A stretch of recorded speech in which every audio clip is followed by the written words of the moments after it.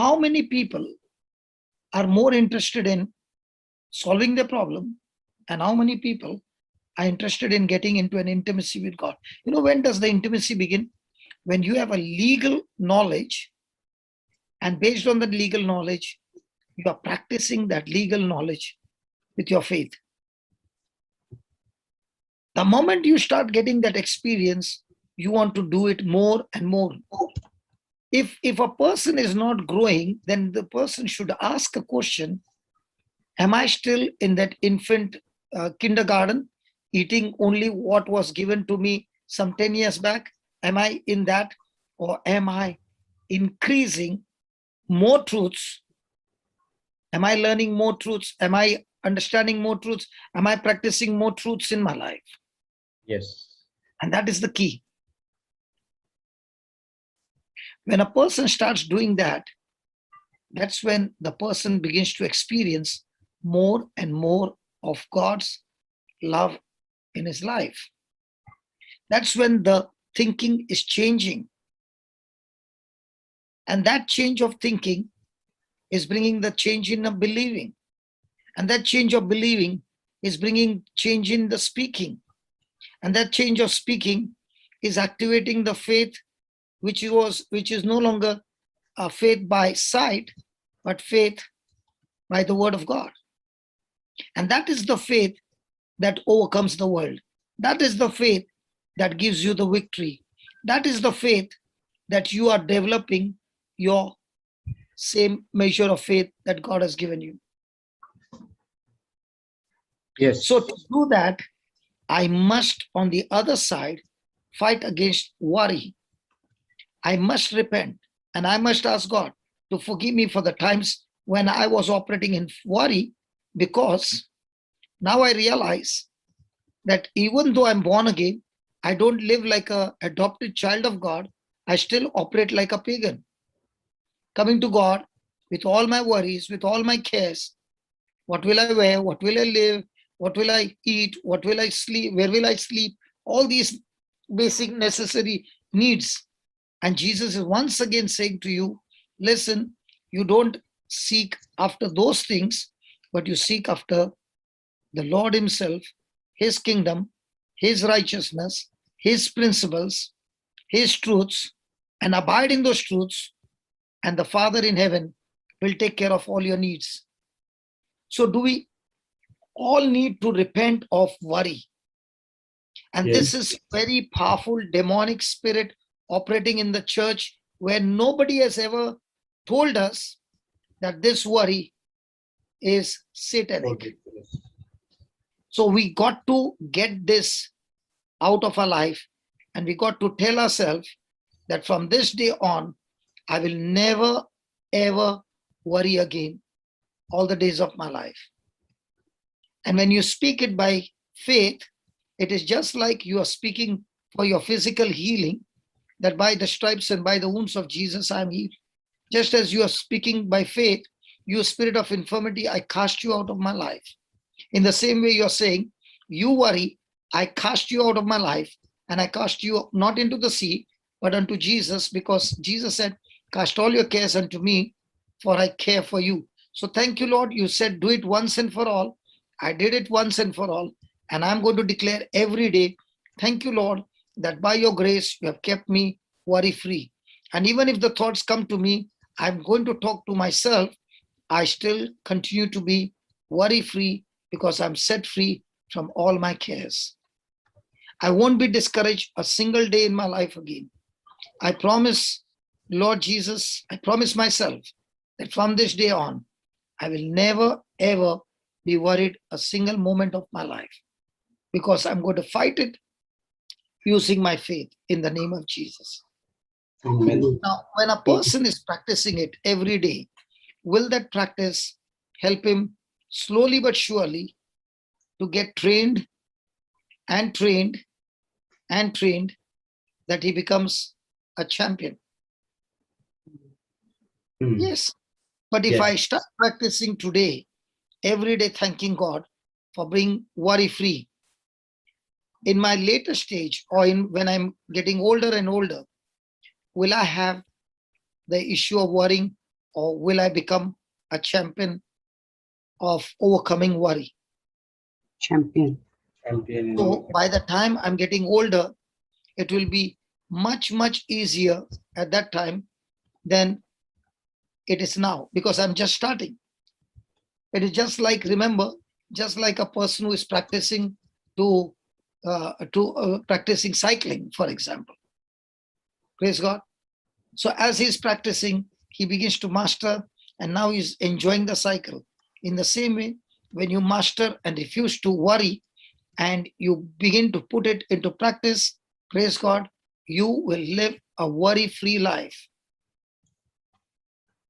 It is just like a person who is praying for his healing.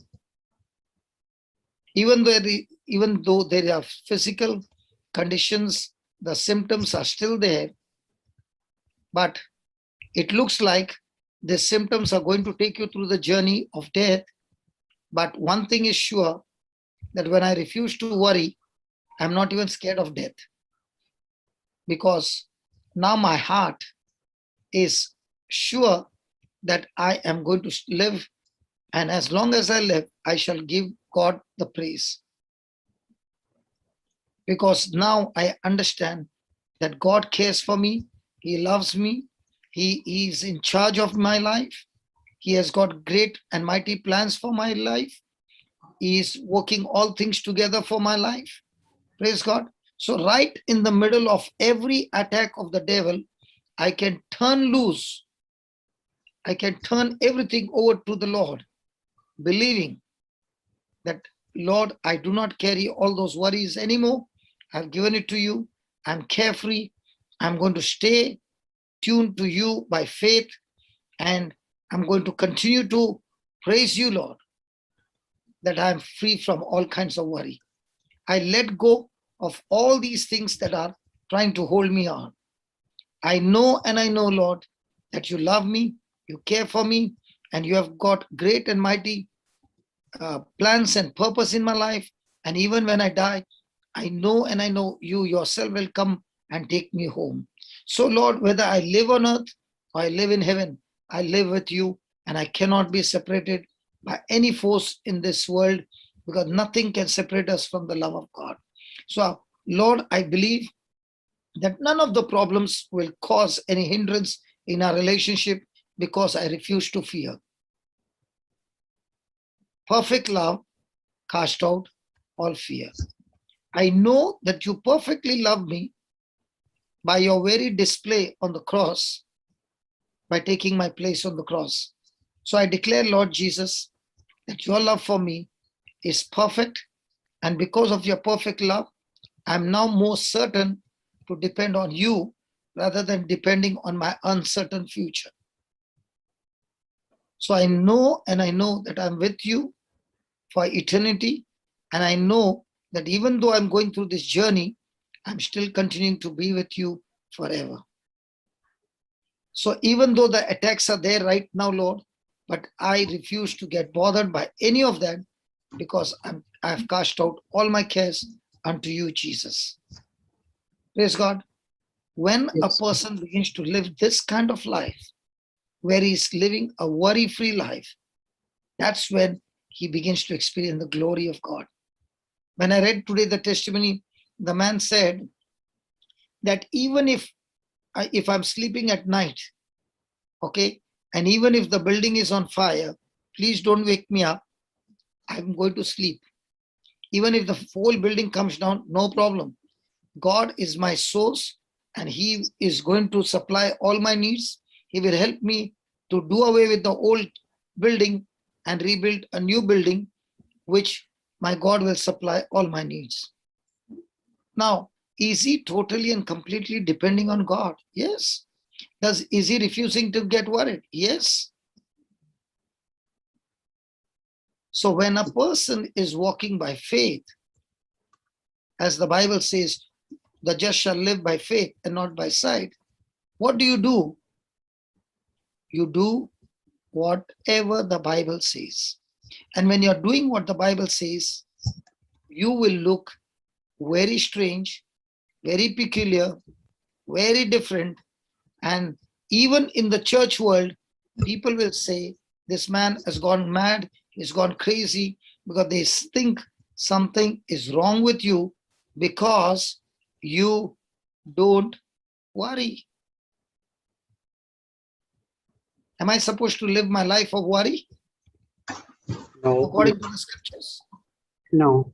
So am I going to be bothered by who says what? No. No. Praise God for that. Praise the Lord. Praise God. So even when you are going through some crisis, at the moment might be a health crisis, are you going to get worried? Or are you going to say, God, I thank you that I'm no longer worried about anything. I've given all my cares unto you. You have anointed me. In fact, when I'm sick, you have anointed me to go and minister to other sick people. So I'm going to go and anoint the sick with oil. Lord, I'm also going to pray over them as your scripture says. And when I'm praying it by faith, I'm going to see your glory in those people's life. And as I'm doing that, Lord, I thank you that you are going to do much more things than before. Praise God. You know, when you walk by faith, I'm talking about the faith anointing, your life becomes supernatural. And the more you become, more you're operating on the supernatural, remember, you will face persecution. You will face opposition. You will face people who are in authority coming against you. And when that is happening, are you going to get offended? Are you going to get bitter? Are you going to fight with them? Or are you going to hold your peace and stay on your ground of walking in love and still continuing to do what God has called you to do? Somebody called me up and said, you know, brother, the person said, when you said, when I speak about tobacco, alcohol, drugs, adultery, everybody will say, yes, you have to deal with it. But nobody will say, when you're operating in worry, this is more dangerous than the tobacco and all those things. Yes. Because when you are in worry, that worry can be the root because of which you are doing that.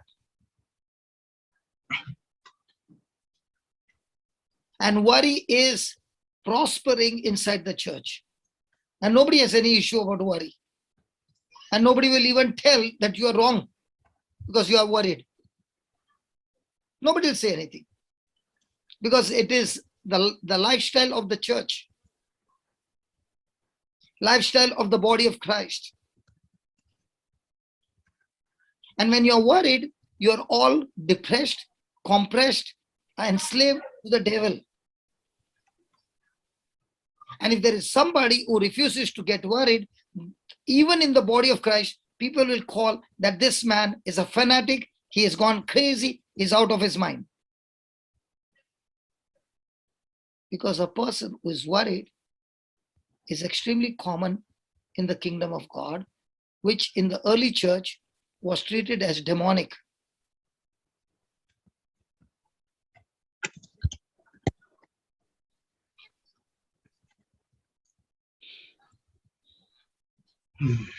Praise God.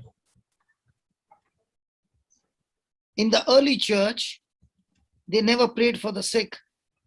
They went and healed the sick. But what about James 5? Yes, even in James 5, they did not ask God to heal. They prayed the prayer of faith that got them healed. Amen. What are we doing?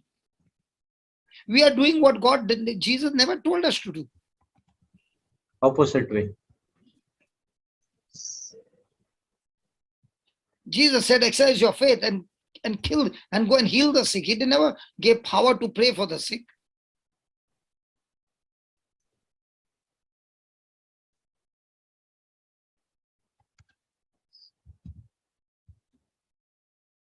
He commissioned everybody to go and preach the gospel and heal the sick. But people are still waiting and saying, let me get the gift of healing. The gift of healing is your inheritance the day you got baptized. You don't need the gift of healing. You need the gift of the truth that says that you have been authorized and anointed to go and heal the sick. Don't get deceived. I said, don't get deceived. The Praise truth God. says, all those who believe in me, when they lay hands on the sick, they shall recover. That's the truth.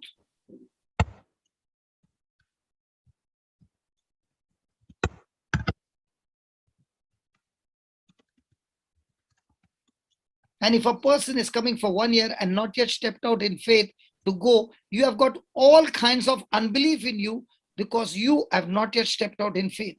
You got the word, but you don't believe it. If you had the word, you would have gone.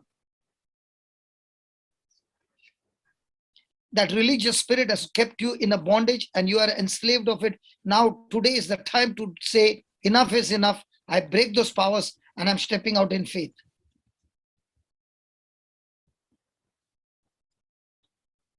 How long are you going to sit in that place? Till your last breath? How many people's future are you going to mess up with your religious spirit and fear?